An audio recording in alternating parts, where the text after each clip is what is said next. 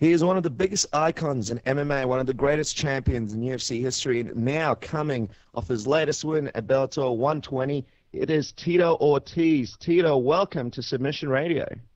Right on, man. Thanks for having me on the show. I appreciate it.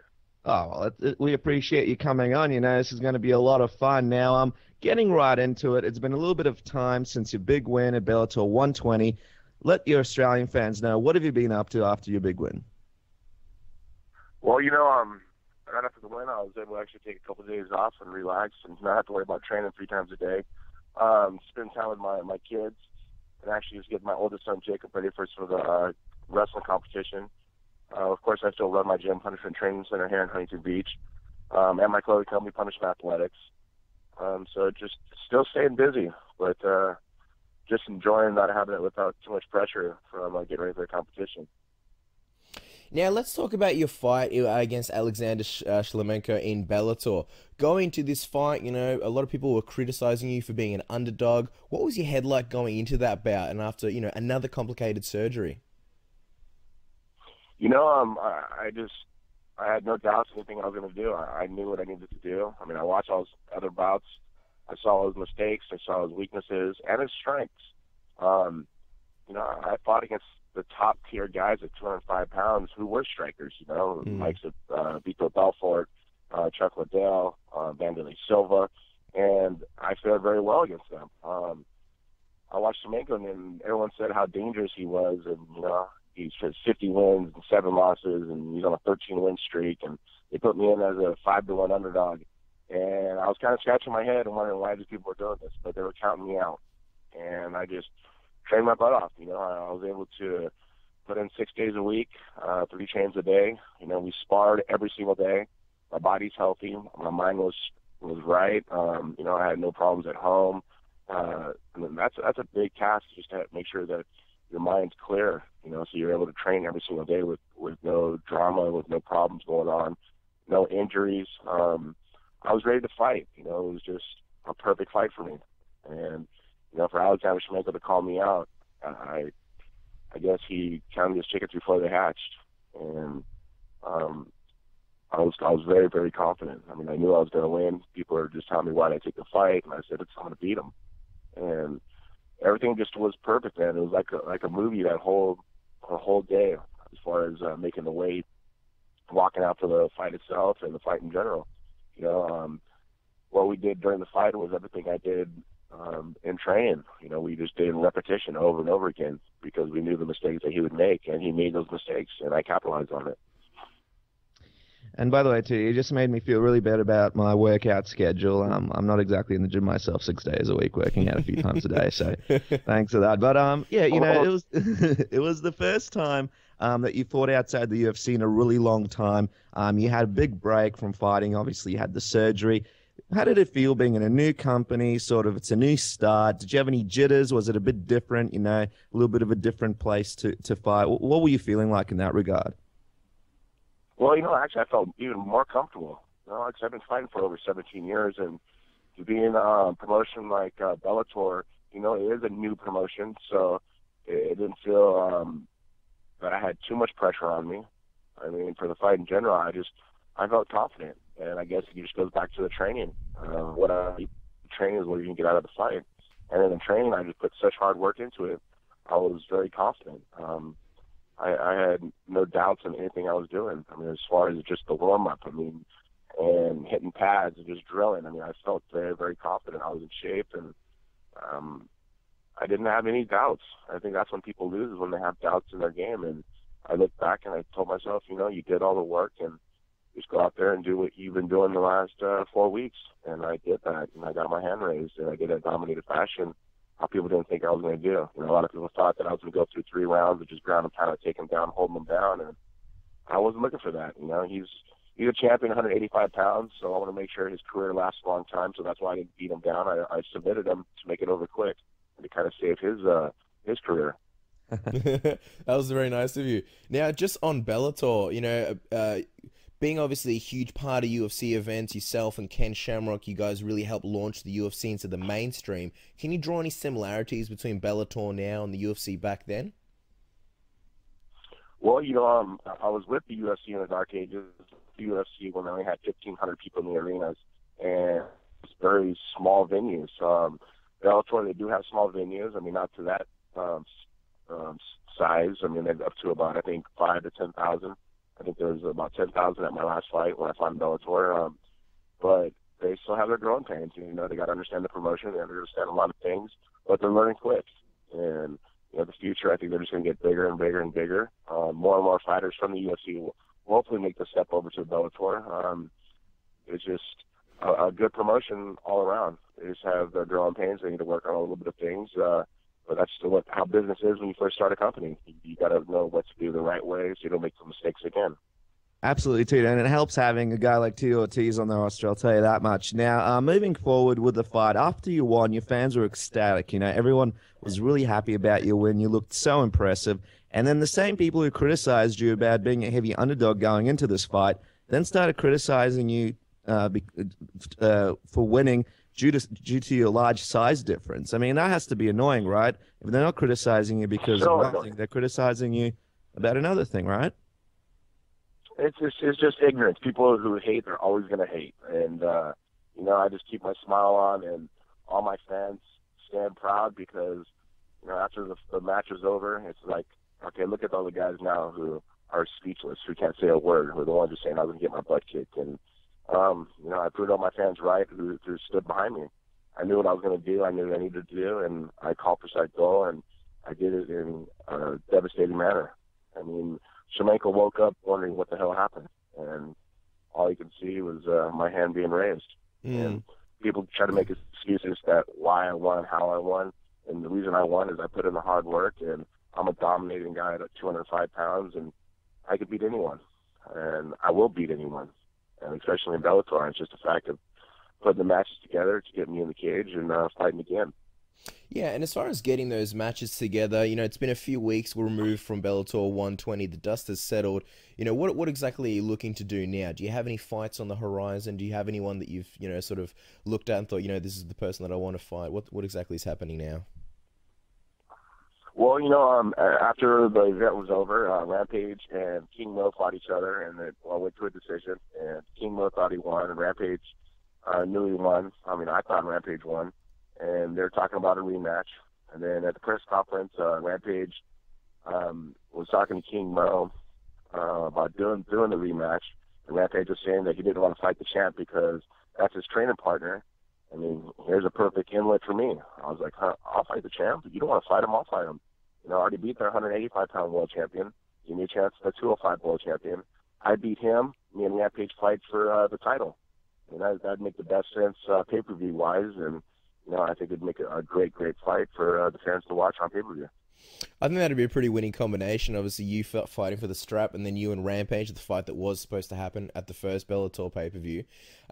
In terms of, like fighting with Bellator and in terms of career longevity, how are you looking at this? I remember hearing at the press conference that you'd like to retire the champ, but do you know what kind of time frame you're looking at? Like, if you won the strap, would you be fighting for a while? Would you be, setting up another epic title run like you did in the UFC? Well, I have 3 fights left with the Bellator. If I get a chance to fight for the world title in my next fight, then I'll fight 2 more fights after that. And if I'm still a champion, maybe I will retire at that. It just all depends on my body, how my body withstands the training. I mean, that's what it really comes down to. I train so hard. I put so much time in and so much work in. I just got to make sure my body is able to withstand that. And, I am 39 years old. I mean, I feel like I'm like 32 years old, but I just got to make sure my body is able to withstand it. Being a single father, taking care of twin boys is challenging and it's difficult, but my kids have me, and I got to make sure that's the number one goal in my life. Them.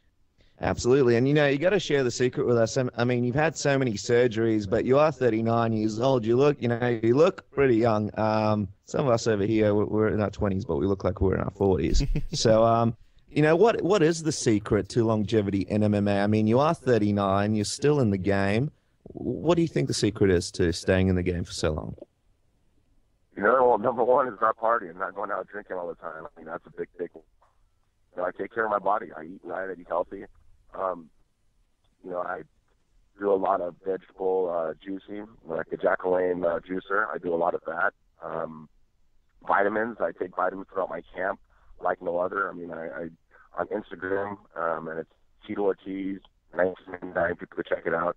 I mean, I'm a handful of vitamins 3 times a day. And people say, oh, you're eating vitamins. Well, you guys worry about that. And the time I put in my training, I need to make sure my body's recovered and everything. And that helps out a lot. And, I'm just having my mindset of believing I could do anything. I don't stop believing. I don't doubt anything I do. I try it, until I achieve it. And if I don't achieve it, I'll try it again until I do it. And I don't stop. There's no quitting me at all. I never quit on anything I do. I just keep working to be where I am, and that's what makes me who I am today. There's so many people in MMA who retired because they didn't want to have surgeries or so forth, and those are the people who just want to quit because it's too hard for them. I mean, I've been through so much hard stuff in my life, from when I was a kid to college to, wrestling, in my fight career, all the way up to now, just getting out of a horrible relationship, and life is different. Life is great, and I'm going to make sure I take advantage of the time now, and no injury is going to stop me. I've had ACL replacement on my left knee and my right knee. I've had L45, S1 fused in my lower back, C6, C7 fused in my neck, a disc replacement in 3 and 4 in my neck, and I'm still working. I'm still training. I'm still doing the stuff that I did, 17 years ago, and I'm lucky, and like I say, it's just all what I'm able to withstand in my mind. I think I don't ever doubt myself. I just keep working hard to make it happen. Now, Tito, there's been this whole commotion happening in the UFC over the past few weeks with Wanderlei Silva, Vitor Belfort. Now Chael Sonnen just announced his retirement. Obviously, a lot of it had to do with TRT and fighters having to come off TRT. A lot of it had to do with just a crazy situation where we, unfortunately won't be able to see a guy like Chael Sonnen fight now, and have to retire a bit earlier because of this crazy occurrence. What are your thoughts on what's happened in the UFC with this whole thing with fighters coming off TRT, with Chael Sonnen retiring, with Wanderlei Silva, apparently trying to, avoid drug testing, and it's all mixed up, and no one knows what's going on with Vitor Belfort. What are your thoughts on this whole situation? I think it's awesome. I think about time they're shutting these guys down. I said a long time ago, if they're going to accept steroids into the UFC, I'm out of it. And that's how I retired from the UFC in 2012, because when I fought Forrest Griffin, he got the TRT exempt, where he was allowed to use steroids, and I didn't believe in that. My whole career, I've always thought, if there's someone that's going to be able to use steroids during competition, they need to retire. And I guess Chael Sonnen is doing that answer, and I think that should be all across the board. If you're not able and capable to compete against a person at the even playing field, you shouldn't do it. I mean, I've been fighting for 17 years, man, and it's hard. It's hard to get up every day and train, and push my body and push my mind and push, my competition level through, the comfortable of being okay and being able to recover. But that's the challenge of competition. You can't do something to make it easier for you, and a lot of these guys were doing that because the UFC was allowing it. And what type of example we're trying to set for our children who are going to be fighters, who are going to watch amateur wrestling, freestyle wrestling, or fighters who are in the UFC. All of a sudden, when they have hard training and they can't recover fast enough, they're going to subdue it by doing steroids. I think that's sending the wrong message. So now that they're making a law of saying these guys can't do that anymore, I think it's great. I think it's the best thing for the sport.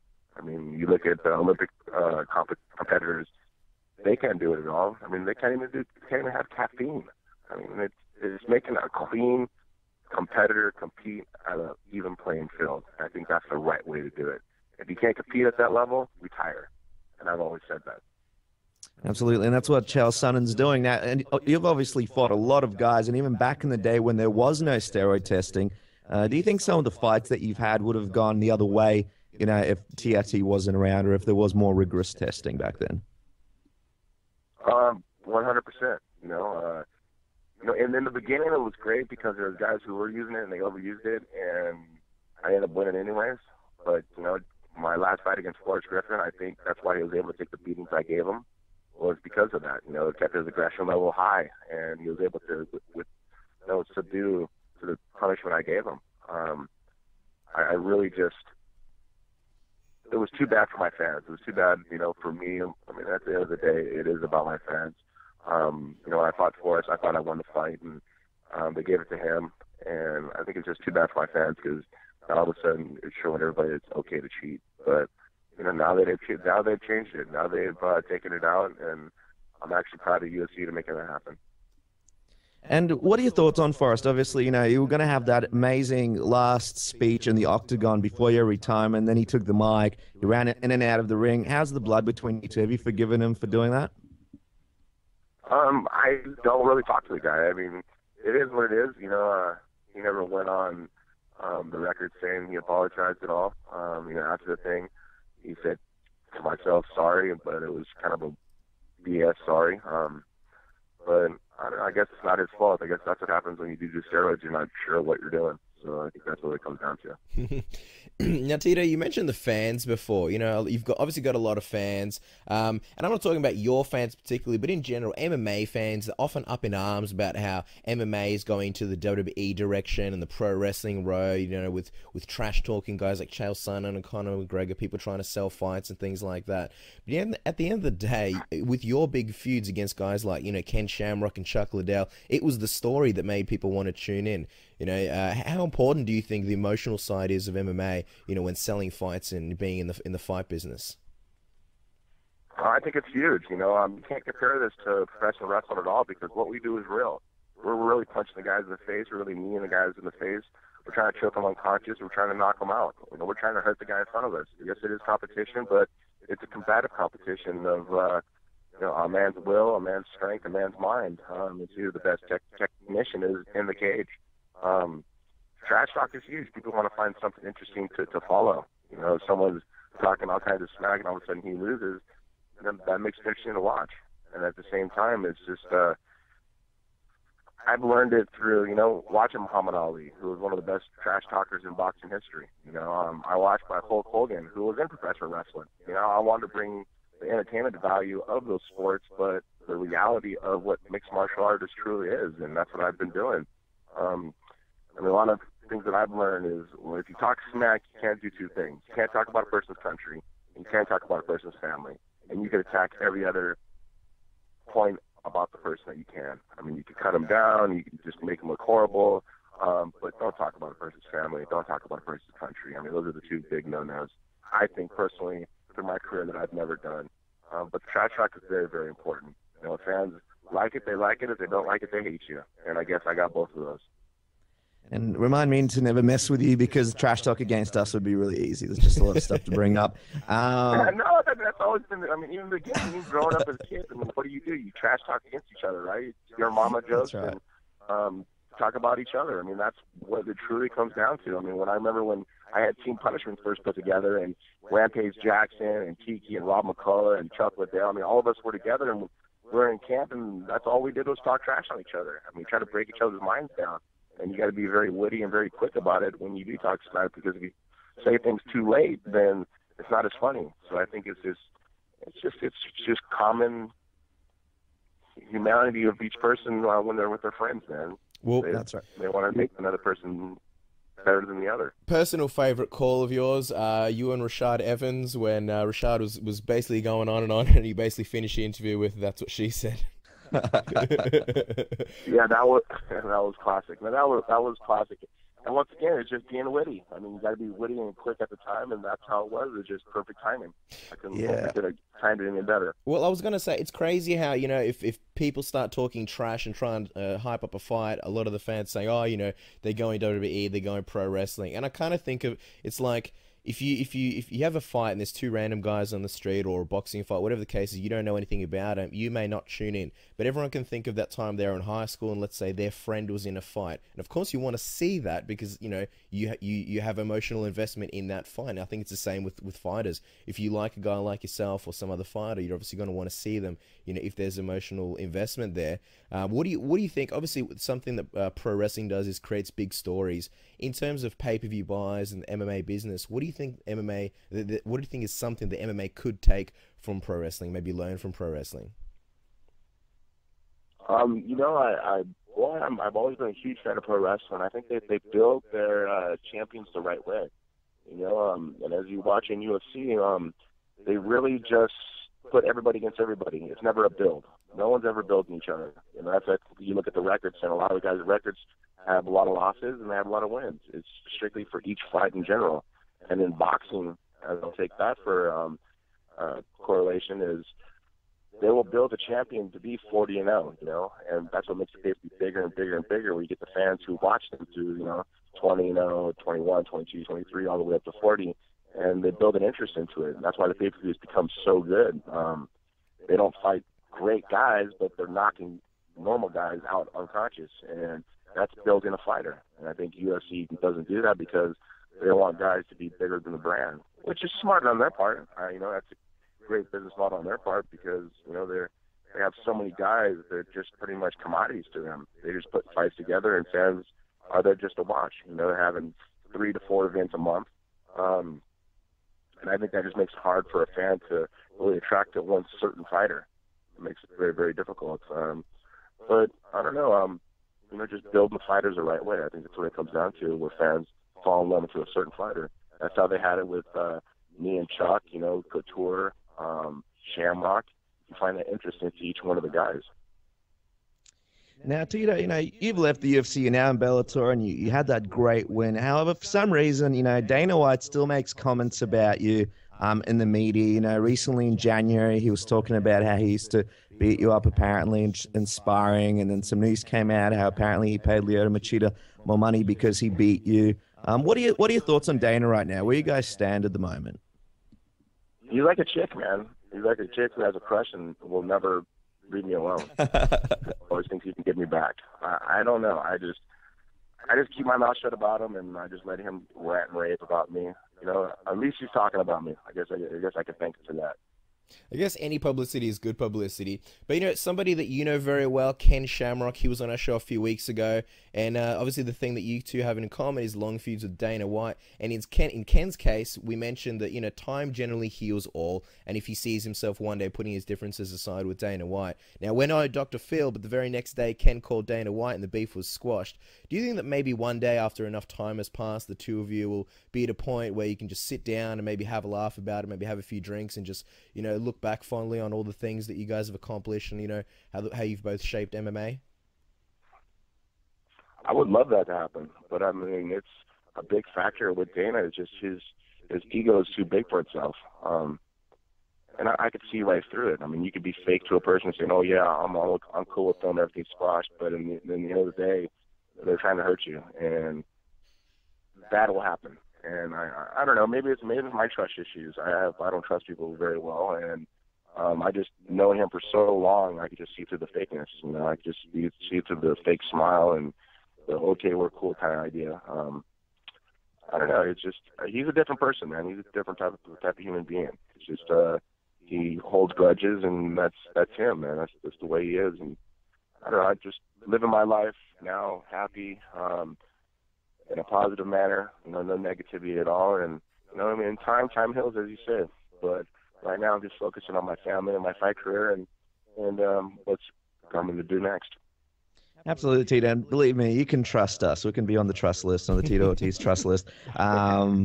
You know, when you were in the UFC, though, it seemed like you and Dana were cool. You know, Dana didn't say anything about you. So I thought, you know, that everything was met. But I suppose, you know, you've left the UFC now, so he's got a few comments. Do you wish that exhibition boxing match happened? Do you think that probably would have gotten some of the steam out for Dana if that actually happened? Well, I think if it actually happened, he would hit me worse, because I would have given him an ass whipping really bad. I think it would have made it even worse. I think. I mean, that's the only way I can answer that is, you know, for him thinking that he could beat me is crazy. You know, he used that whole thing as a publicity tool to make his name seem like he's one of the baddest guys on the earth. I mean, after that, he got famous, it seems like, and you know, fans will still say, "Oh, you're afraid to fight him." Come on, dude. I fought in the best guys in the world in my weight class, and I've never backed down in a fight. The only time that fights that did happen on time were because of contract negotiation terms, and that was it. No more than that. I mean, people say, "Oh, you're afraid to fight Chuck." BS. I fought Chuck twice. It's all about us getting paid the right way. This is a business. This is not just a fight. It's a business. At the end of the day, it's a business. People that understand that. And people who don't understand are the fans just watch for a fight and who don't fight for a living. You know, this is my life, my livelihood. My livelihood is competition, and I love to fight. And I got to treat it as a business. If I don't, I'm going to be lost behind where all of a sudden I'm working at McDonald's or working, you know, at some construction site. And I'm not going to let that happen because I've worked too hard to get my name where it is today. And, you know, 17 years later, I'm still doing this stuff. And I'm very, very fortunate. I'm very lucky.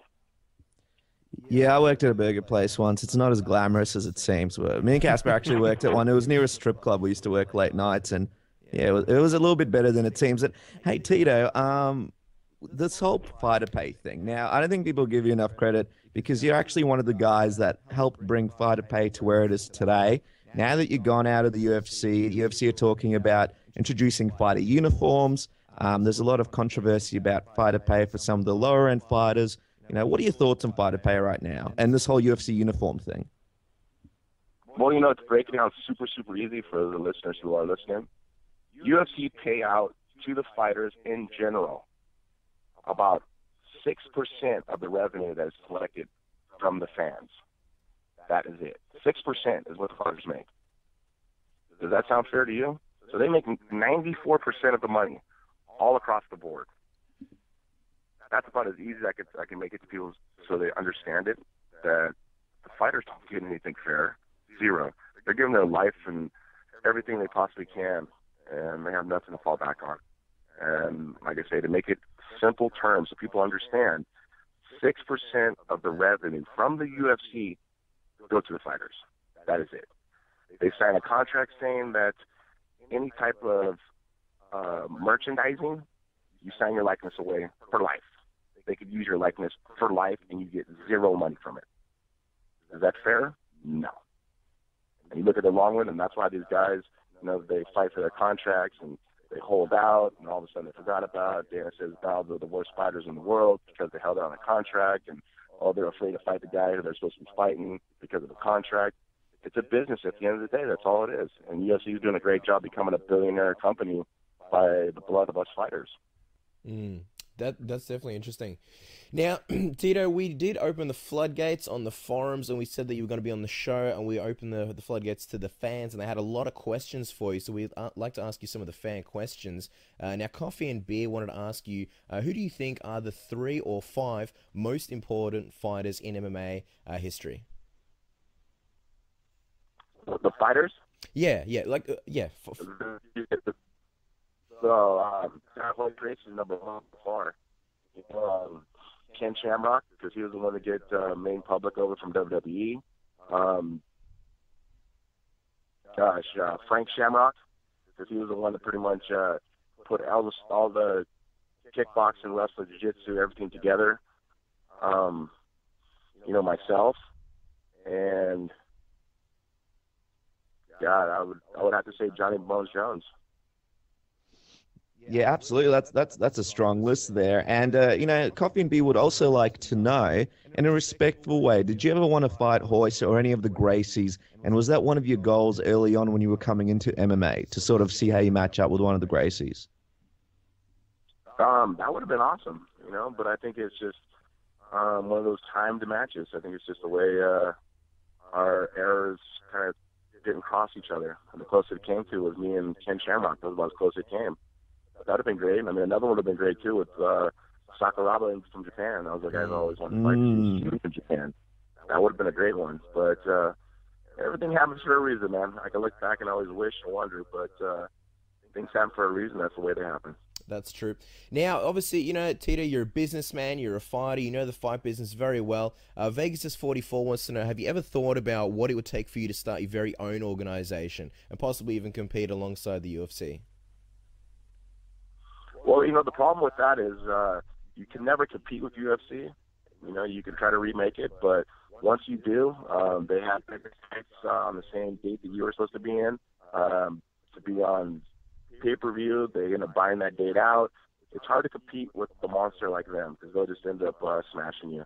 And how they smash so many other companies and just buying them out. You look at Affliction, you look at Strikeforce, you look at WEC, you look at Pride. And they went and they bought them all out. They're smart. When they have billions of dollars to work with, they can buy anybody out. And I think Bellator is the last one that's alive who is pretty much staying. It makes it really hard to compete against someone like UFC. I mean, they're a billion-dollar company. Competing against someone like that is hard. You need a lot of money to back it up. That's just the way it is. WWE, there's only been one professional wrestler. They pretty much understand the marketing side of it to make it the right way where it's shown in the faces. People think of mixed martial arts and they call it UFC. They don't call it mixed martial arts. They call it UFC because that's what they're so used to. That's what's conditioned in their mind of watching. And to have another brand start up like that, I think it would be almost impossible unless you had a big TV network behind you with the pay-per-view and the fighters follow along with it. I think Bellator is the only one that has that opportunity with Icon behind them and Spike TV. Well, that's exactly right. Now, Tito, we're going to do something a little bit fun. It's something that we call the Submission Radio Tap-Out Round. It's basically like the bonus round, like in any game show. We're going to ask you a few questions. It's kind of like word association. We'll fire off a few questions, and you try and answer them as quick as possible. Are you ready? Yep. All right, to kick it off, what's it like trying to beat up Jet Li in Cradle to the Grave? Smoke some mirrors. Where does Tito Ortiz take someone on a first date? The fair. What is the Huntington Beach Bad Boys' favorite chick flick? God. The Notebook. The Notebook. That's a classic. That's really painful, though. Okay, so how much do you regret never having a fight in Pride? Do you wish you had at least one fight in Pride? I wish I would have had at least one fight in Pride, yes. It's like an elbow phone start. You need some space for the mat, for sure. Take us through a typical day for Tito Ortiz. Training or not training? Just in general. Just in general. In general. Well, I mean, there's I have my break. I don't have to train, and I can just I wake up about 6:30 in the morning, get my kids ready for school, feed them, dress them, drop off at school, go back to the house. I take about a 4-hour nap, get up, go to the gym, to Partial Athletics, sign a few checks, approve some designs to Punch Athletics, my clothing company. And then I teach my kids wrestling class at Punch Training Center, get back home before the boys get to bed, shower them, dress them, brush their teeth, put them to bed, and watch some TV, and my day starts over the next day. Wow, I wish we had some checks to sign. Now, our R&D department came up with three new products for the punishment line, and I want you to choose the one that you like most and probably the one that's most likely to be created next. Okay, so are you ready, Tito? Yes. Okay, so the first one is the Tito Ortiz construction drill. It's called the ground and pound. The second one is the Tito Ortiz snack bar. So it's like a delicious health bar, and it's got one shaving of your hair inside every bar as a keepsake and for maximum flavor. And the third is a Tito Ortiz horse. It's basically a normal horse, except it has a flame beanie, and it's called the Huntington Beach Bad Horse. Which one do you choose? Number 2. Okay, awesome. I can't wait to taste that. Now, Tito, what would you have done if you never became an MMA fighter? I would have been a high school teacher and wrestling coach. If you could have one rematch out of your storied career, which rematch would you choose? Forrest Griffin. Now, MMA fighters seem to be migrating to Hollywood. Will we be seeing you on the silver screen anytime soon? Yeah, hopefully by next year. What do you think is the most important thing, and this is for all the young bucks out there listening, what do you think is the most important thing about being an MMA fighter? Work hard as possible, have an open mind, and always stay positive on everything you do. Don't let the negativity pull you down. And finally, Tito, when is Tito Ortiz coming back to Australia to teach the Aussies some ground and pound? Oh, man, I've been waiting for this question forever. I loved Australia when I went back there. I don't know. I guess as soon as Rocco puts the seminar back together and gets me back out there, I had the best time I ever had in any country when I went to Australia. Let me tell you, man, it was like going to California, but a little bit warmer and cool as hell guys. All the guys was cool as hell. Beautiful women. I mean, everything was perfect there when I went there. It was like paradise. I mean, I would love to go back. It was a great party town. We had fun, and everybody really follows MMA. I mean, I guess when you go through customs at the airport and I'm getting high fives from the customs officer, everybody watches MMA. I was very welcomed with open arms there, and I would love to go back. So hopefully Rocco gets it put back together. Well, there you go. The people's champion for a reason. Guys, you can follow him on Twitter at Tito Ortiz or Instagram Tito Ortiz. And, of course, check out his clothing line, Punishment. Tito, it's been an absolute pleasure having you on the show. Thank you so much for coming on Submission Radio. You're very welcome, man. Thanks for having me. And, all my Australian fans, I appreciate you guys' support. And hopefully soon I can make it back out there. And if not, I'll be fighting by November. I'm not sure of the opponent, so make sure you follow me on Twitter at Tito Ortiz, and you'll see an opponent coming up soon.